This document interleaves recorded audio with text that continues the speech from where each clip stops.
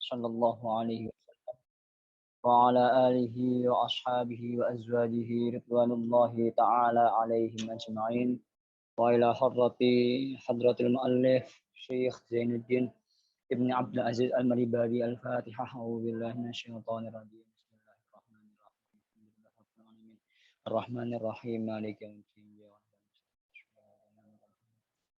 Bismillahirrahmanirrahim. Qala al-musannifu rahimahullahu taala wa nafa'ana bihi bi ulumihi fid dharain amin. Jumat ini Jumat kemarin kita sudah membahas bahwa ada beberapa hal yang jatuh di dalam air yang sedikit tapi tidak bisa menyebabkan air itu najis. Di antaranya seperti bangkai yang tidak memiliki darah yang mengalir ataupun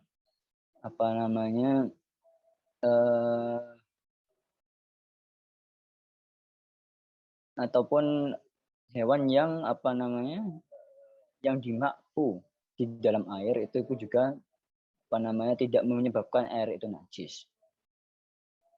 Nah, sekarang kita akan membahas hal lain, yaitu bagaimana sebuah air itu yang asalnya sebenarnya mutanajis bisa menjadi suci.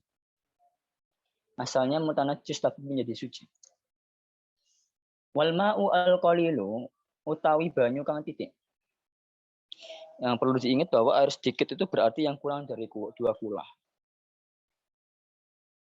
Wal ma'u al-qalilu utawi banyu kang titik iku idza tanajjasa nalikane dadi najis apa banyu kang titik.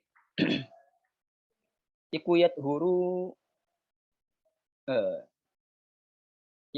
bisa suci. Wa yathuru bisa suci. Dan yathuru bisa suci apa ma'ul qalil piye carane bibuluhi kelawan tumekone banyu tumeka kulataini ing 2 kulah.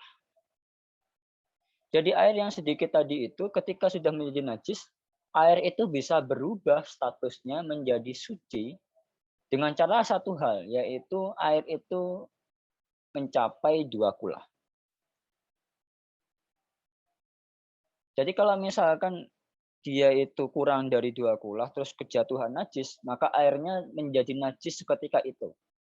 Tapi kalau misalkan sudah bertambah volumenya menjadi 2 kulah, air itu seketika itu juga menjadi suci. Kecuali kalau misalkan terjadi taghayyur. Kecuali kalau terjadi perubahan di dalam sifat air itu ataupun rasanya ataupun warnanya, maka airnya menjadi najis. Tapi selama dia tidak ada taghayyur, ketika dia sudah bertambah volumenya, maka dia suci meskipun toh ada najis. Karena ketika air itu banyak, penajisannya bukan ditentukan oleh sedikitnya volume lagi atau adanya najis, tapi ditentukan oleh berubahnya sifat air itu. Makanya ketika bertambah volumenya, airnya menjadi suci. Walau bima'in mutanajisin najan ono apa tambahan iku bima'in mutanajisin nganggo banyu kang najis. Meskipun pertambahannya dengan menggunakan air najis.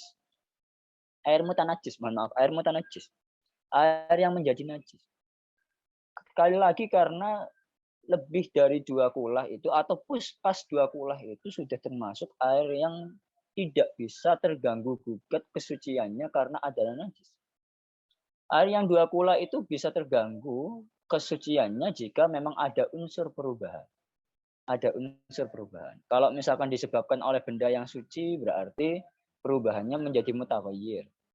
Kalau misalkan disebabkan oleh najis, maka disebut mutanajis atau air najis. Haitsu la taghayyara bihi.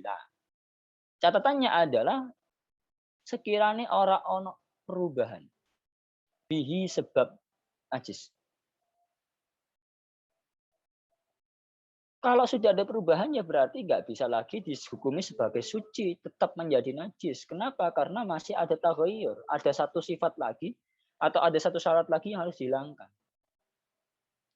Wal katsiru utawi banyu kang akeh iku huru bisa suci.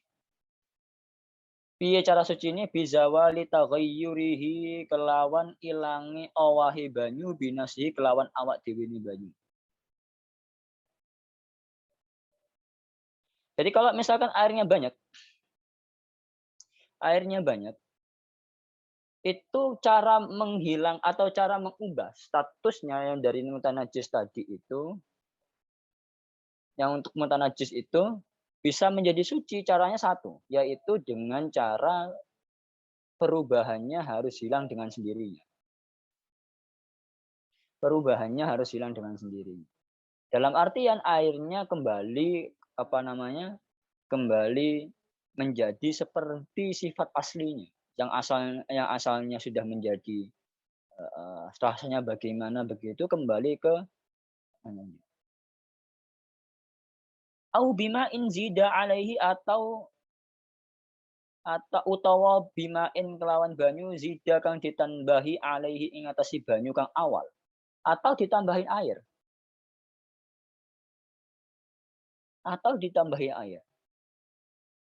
au nuqisa anhu atau dikurangi airnya airnya itu asalnya 2 kula terus dikurangi tapi wakanal baki kathiran tapi ternyata sisanya itu masih banyak itu pun juga tidak bisa menyebabkan air itu menjadi mutanajis. Misalkan ada dalam sebuah kolam itu yang misalkan lebih dari 2 kula, airnya airnya itu di situ di dalam itu ada bangkai tikus misal, tapi nggak berubah banyunya. Tapi banyunya nggak berubah. Ternyata habis itu banyunya diambil. Saember, rong ember, kan berkurang. Tapi yang ada dalam kolam itu tidak berkurang dari 2 kulah, maka air itu yang ada bangkai tikusnya tetap suci. Kenapa? Karena masih banyak. Selama tidak ada perubahan, air itu tetap suci. Wasani halan kaping lan utawi kaping pindone syarate salat iku jaryumain. Syarat kepindone toharah iku jaryumain.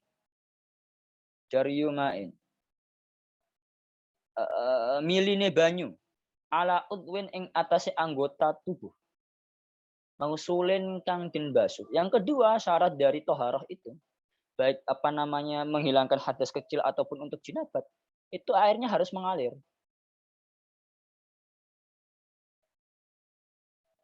Harus mengalir dalam anggota tubuh yang akan dibasuh.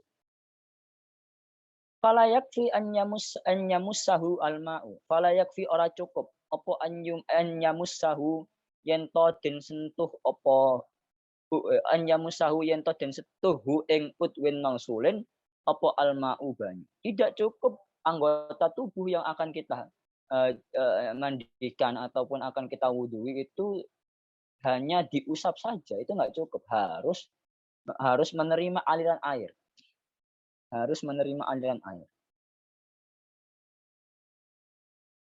Fala yakfi an yamussahu al-ma'u bila juryanin kelawan tanpa milih. Di annahu krana masul mak bila juryan iku la yusamma ora bisa dijenengi apa masul mak bila juryan wuslan ing basuh. Kenapa kok tidak cukup mengusap saja itu? Karena mengusap bagian tubuh dengan air itu tidak bisa dianggap sebagai ghusl. Tidak bisa dianggap sebagai membasuh secara bahasa. Oleh karena itu mengusap saja itu tidak cukup.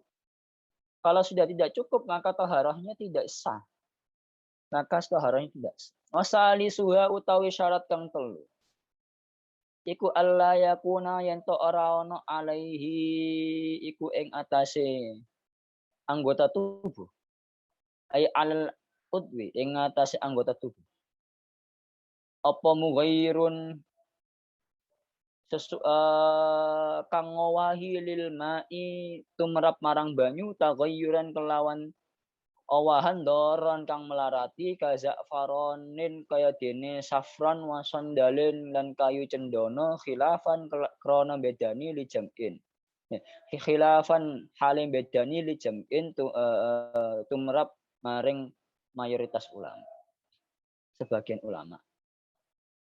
Yang ketiga, syarat yang selanjutnya adalah tidak berbolehkan ada di dalam anggota tubuh atau di anggota tubuh itu sesuatu yang bisa menyebabkan air itu berubah.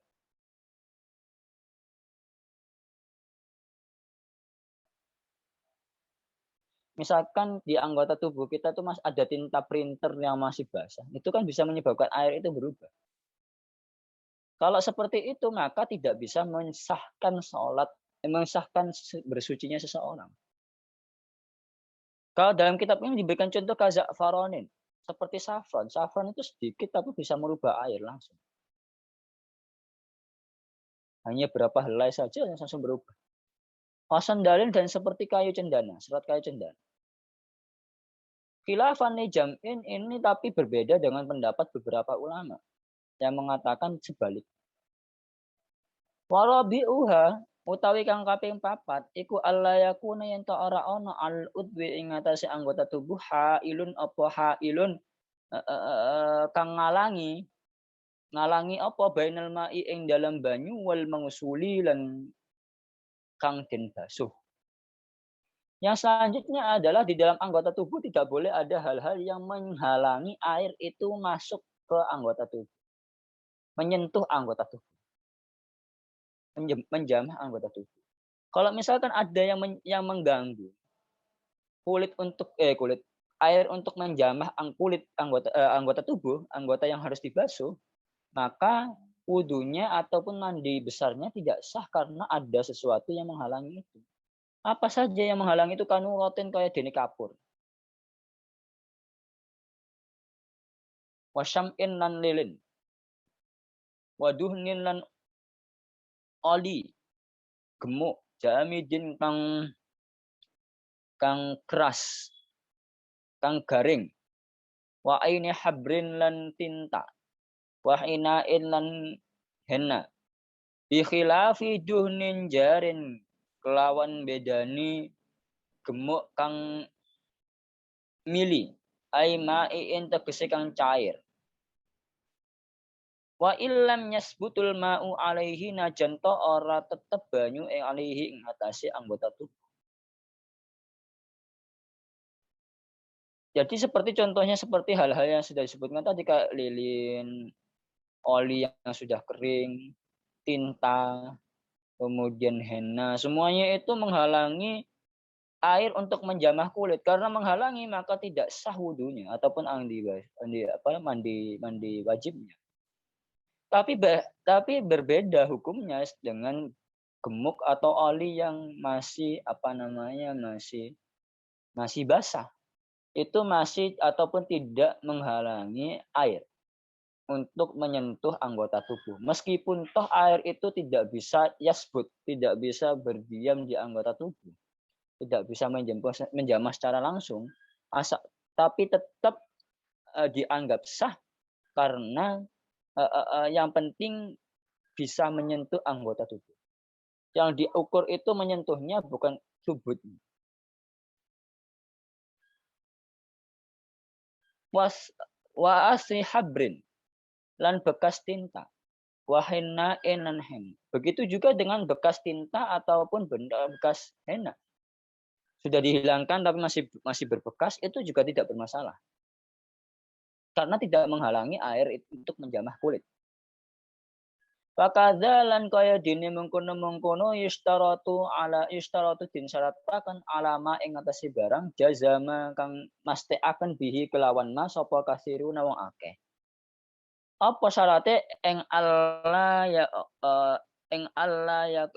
apa Allah yakuna. Nah ibil fa'il teko yustaratu. Allah yakuna yen to ora ana apa wasahun kotoran iku tahta dhufrin ing dalem disore kuku yamna'u kang nyegah apa wasak usulal ma'i ing tumekane banyu lima tumrap barang tahtahu kang ing dalem disore kuku khilafan hale bedani li jam'in tumrap pirang-pirang ulama minhum di setengah saking jam'in iku al-Ghazali utawi al-Ghazali waz-Zarkashi lan Zarkashi wa ghairuhuma lan seliyane karo. Syarat selanjutnya yang termasuk yang termasuk syaratnya wa kadza lan kaya mengkono-mengkono syarat alla yakuna alal utwi ha'il maksudnya adalah salah satunya yaitu dilarang ada kotoran di bawah kuku. Yang di mana kotoran itu bisa mencegah air itu bisa masuk di dalam bawah kuku. Itu termasuk hal-hal yang dianggap ha'il, yang bisa mencegah air itu masuk ke dalam, apa namanya, ke dalam anggota tubuh yang harus dibasuh. Oleh karenanya harus dibersihkan. Tapi ternyata Imam Al-Ghazali dan Imam Zarkashi begitu juga dengan selainnya menganggap tidak masalah. Ada kotoran di bawah kuku itu tidak masalah. Tidak menyebabkan mandi ataupun bersucinya seseorang itu menjadi batal, dia tetap sah. Fa'atalu fi tarjihihi. Mereka semua, Ghazali, Zarkashi dan selanjutnya itu tadi memperpanjang fi tarjihihi di dalam tarjihnya. Berdebat panjang. Kenapa kok Imam Ghazali itu lebih memilih bahwa adanya kotoran di balik kuku itu tidak membatalkan wudhu, tidak bisa menyebabkan wudhu nggak sah maksud saya. Itu diperpanjang argumentasinya dan pada akhirnya wasarrahu bil musamahati.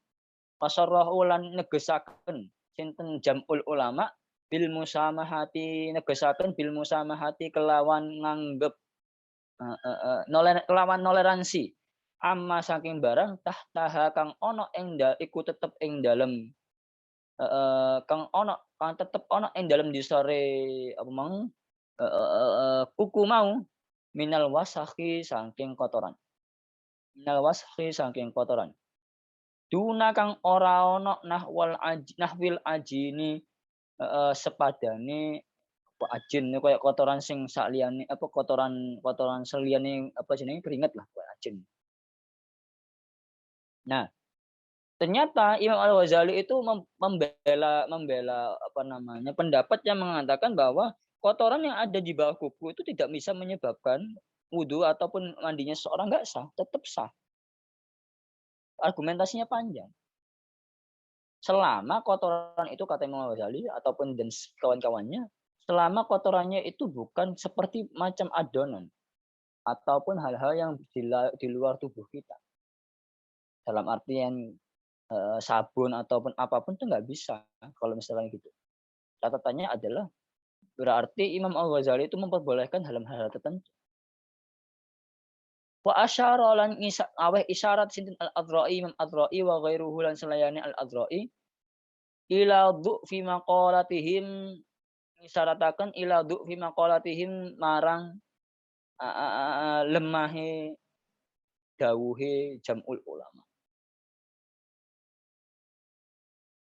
Faqat sarahalan negesaken sinten Al-Adra'i fit tatimmati ing dalam kitab Tatimmah wa ghairi halan ing dalam liyane kitab Tatimmah. Apa tegesane apa kitab liyane iku bima kelawan barang fir raudhati ing dalam kitab Raudhatul Thalibin.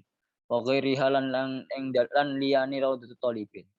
Apa bentuk penegasannya itu? Min adamil musamahati ora onone toleransi bisyai'in kelawan suwiji-wiji mimma tahtaha kang ana ing dalem disare kuku. Haitsu sekirane manaan nyegah apa wasak mau wusulal mai tumekone banyu bimahallihi kelawan panggonane banyu. Jadi Ibnu Adha'i sebaliknya mengatakan bahwa nggak bisa. Tetap itu membatalkan tidak bisa mengesahkan wudhu ataupun mandi karena ada yang menyegah air itu masuk ke dalam kuku. Sedangkan kuku sendiri itu adalah bagian tangan yang harus dibasuh baik ketika mandi ataupun wudhu. Kalau ada sesuatu yang menghalangi sampainya air ke mausul atau udwin mausul, maka ya nggak bisa. Afta al-Baghawi, Imam al-Baghawi aweh fatwa sinten al-Baghawi Imam al-Baghawi. Fi wasakhin ing dalam kotoran kang hasolat hasil apa wasakh min hubarin saking debu. Imam Al-Baghawi ternyata punya fatwa sendiri. Kalau misalkan kotoran itu dapatnya dari debu, bi annahu gambare yen to gambare setuhune gubar iku yamna'u nyegah apa gubar sihhatal wudu'i ing sahih wudu, maka itu tidak diperbolehkan. Bi khilafi ma nasya'a min badanihi. Bedane kelawan barang nasya'a kang cukul apa ma min badanihi saking badane wong wa huwa hale utawi ma nasya'a min badanihi iku al araku keringet al mutajammidu kang dadi keras. Wa jazama bihi lan masta'aken sinten Al-Baghawi fi bihi kelawan qaul fil anwari ing dalam kitab Al-Anwar. Tapi Al-Baghawi punya pendapat lain. Ya enggak, selama itu dari anggota tubuhnya ya enggak masalah, tapi yang menjadi masalah adalah kalau misalkan itu adalah dari debu. Dari debu. Dari apapun itu yang bukan dari anggota tubuhnya, maka itu termasuk yang ada musamaha, tapi selama itu masih dari tubuhnya sendiri ya harus musamaha. Itu menurut Imam Al-Baghawi. Wa qamisuha lan utawi kang kaping 5 dukhulu waqtin manjinge waktu lidaimi hadasin tumrap wong kang terus-terusan hadas. Kasalisin kayak dini beser wa mustahadatin mustahadah.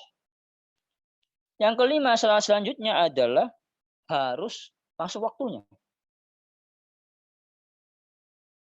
Orang yang beser ataupun istihadah tidak diperbolehkan wudhu sebelum waktunya masuk. Kenapa begitu? Karena nanti pasti beser lagi. Pasti nanti keluar lagi darahnya. Maka cara wudhunya dan cara bersucinya bagi orang yang beser terus ataupun yang istihadah harus ketika waktu masuk. Waktu masuk langsung sholat. Wa yushtaratu lan disyarataken lahu tumrap daimul hadas aidan halimane apa dhannu dukhulihi. Ngira-ngira manjingi waktu. Paling tidak dia harus punya asumsi kuat bahwa waktunya sudah masuk. Harus ada asumsi kuat, tidak diperbolehkan hanya asal tebak kayaknya zuhur, kayaknya asal, nggak bisa. Karena harus ada kepastian minimal asumsi yang kuat.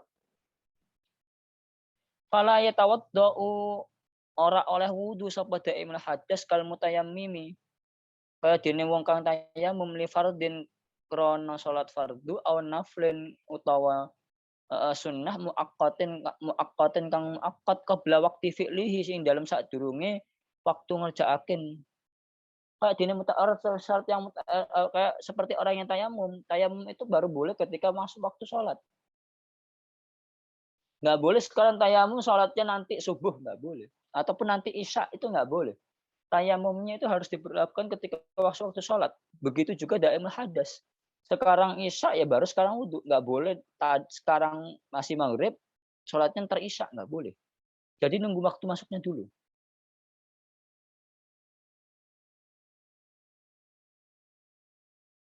Wali sholati janazatin qabla ghusli wa tahiyatin qabla dukhul masjid. Wali sholati janazatin lan tumrap maring salat jenazah qabla ghusli ing dalem sadurunge ngadusi.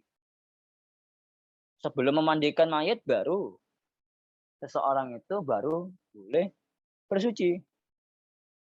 Mayat itu belum diadusi wis moro-moro sana. Enggak bisa. Mayatnya harus benar-benar sudah dimandikan baru kemudian seorang yang ingin mensolatkan jenazah tadi baru kemudian bersuci. Wa tahiyatin lan salat tahiyat masjid qabla dukhul masjid ing dalam sadurunge dukhul masjid. Jadi wudunya nunggu kapan dia masuk masjid timingnya. Ketika itu baru boleh wudu. Warrawatibi al mutaakhirati lan salat rawatib kang den akhiraken qabla fi'lil fardhi ing dalem sadurunge nglaksanakan salat fardu. Begitu juga ketika ingin melaksanakan rawatib yang mutaakhirah yang terlambat, itu maka pelaksanaannya ya sebelum dia melaksanakan salat fardu. Melaksanakan salat fardu. Walazimalan wajib apa wudu'ani dua wudu au tayammumani dua tayammum ala khatibin ing atase khatib daimil hadasi kang terus-terusan hadas. Kalau misalkan dia itu posisi khatib mau nggak mau, dia harus berwudu 2 kali atau tayamum 2 kali. Kenapa begitu? Karena ahaduhuma lil khutbataini, satu yang mandi wudu itu digunakan untuk khutbah, wal akharu ba'dahuma li sholati jum'atin. Yang selainnya digunakan untuk sesudah khutbah kedua tadi. Apa itu li sholati jum'atin? Untuk sholat Jumat. Wa yakfi wahidun nahuma. Sebenarnya cukup satu saja untuk keduanya. Cukup satu saja untuk kedua.